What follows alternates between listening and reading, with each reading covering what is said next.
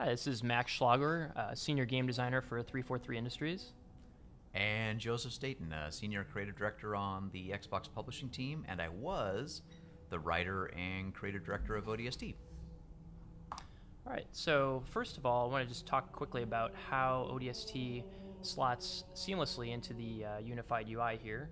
So in all of the areas that you were able to play campaign for any of the other titles, you can do the same for ODST. So much like Halo 2 Anniversary Multiplayer, it slots in under Halo 3, so you can quickly get to there for your campaign.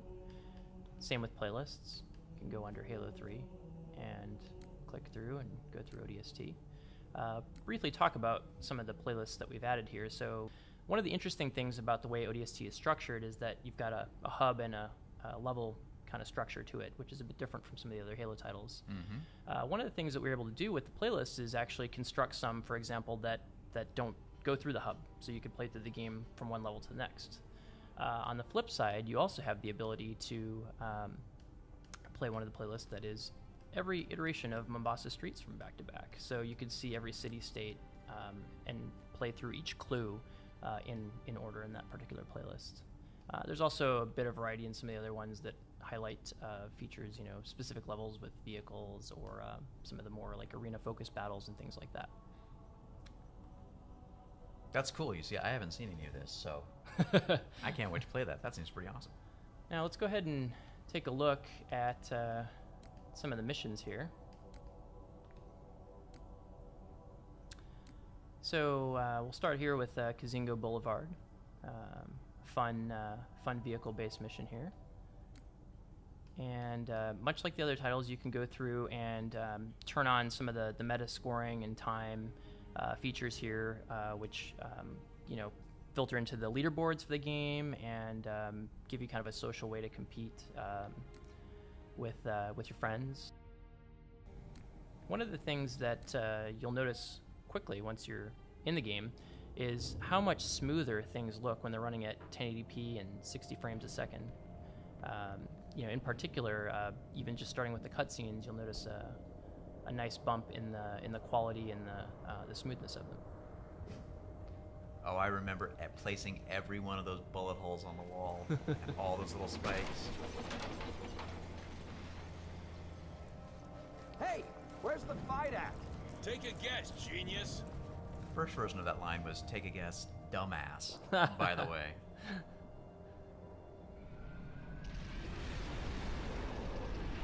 That's CJ Cowan with the manhole bouncing off his head.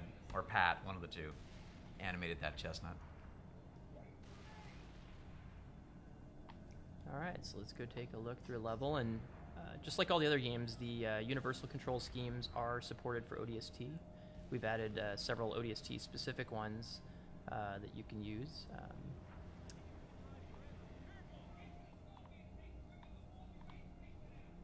I like to drive tanks, so I'm going to take that. So clearly the design for this mission was, what would be fun is to take a Scorpion and roll it through a town and blow dudes up. And ODST really was, to a large extent, a hit parade in the various missions of the most fun things to do in the Halo sandbox.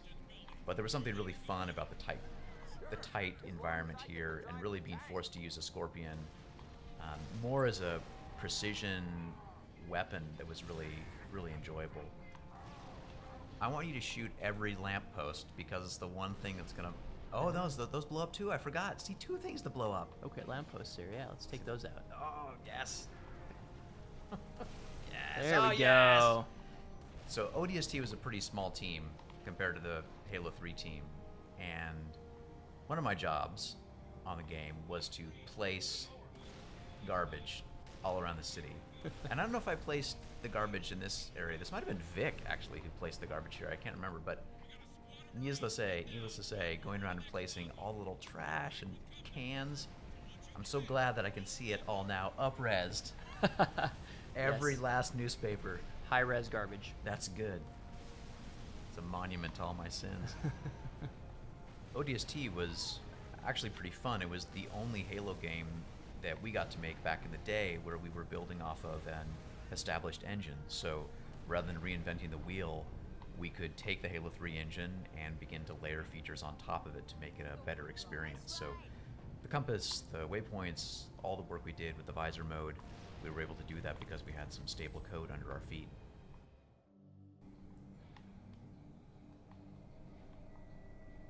Take a look at NMPDHQ, a bit of a different level than Zingo.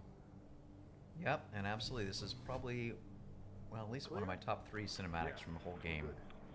Because Romeo is such a complete jerk. Hey, rookie, you out A there? lovable jerk. Respond. That's an order. Give it up, Gunny. Even if he ain't dead, he's lost in that soup.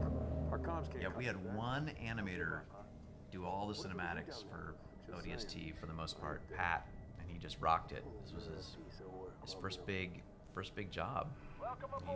He did it all keyframed. It's pretty incredible. Banshees on your 6. Hit the deck. We're losing her. Watch out! Ah! Mickey, Dutch. Status. All right, let's do this. One of the really fun things about ODST was exploring a city at all levels. And one of the design goals and art goals we had early on was to take players from the highest point of the city to the lowest point in the city. And this, of course, is the high point, but just being able to be up in the clouds and see the Halo world from a different point of view. Oftentimes in Halo games, you're traveling from one spectacular destination to the next, and you don't really have time to linger in one spot for too long, but that was really the hope with ODST, is by the time you were done with it, you really would feel like you had spent quality time in a city, learned about it, gotten to a place where it felt familiar and a little bit like home by the time you were done. Home filled with thousands of mean, ugly aliens that you had to shoot.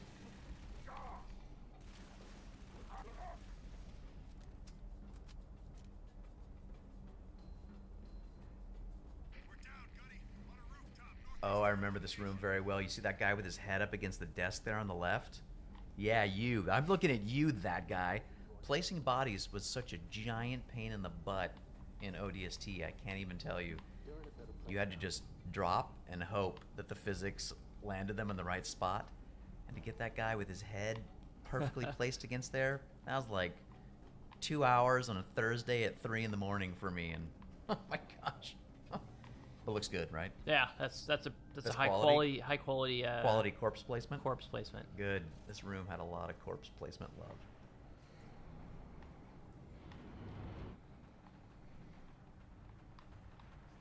Oh yeah, this spot's good. There's lots of cool weapons here too.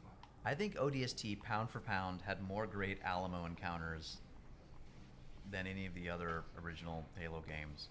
Again, with limited geometry, you gotta get creative with reuse, but I think this spot in particular is a really good example of just how much fun you can have in a well-designed, tight space with fun toys and lots of bad guys to keep dropping in.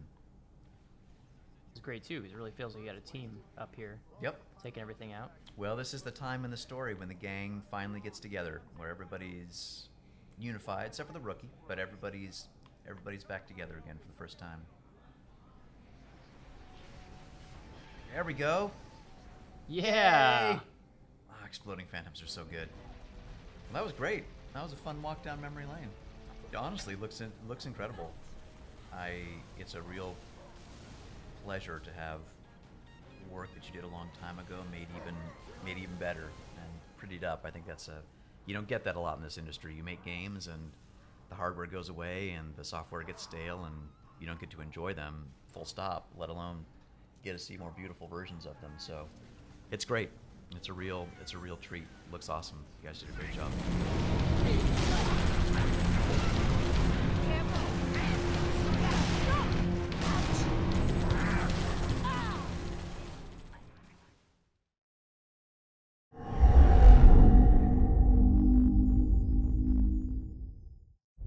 Only on Xbox One.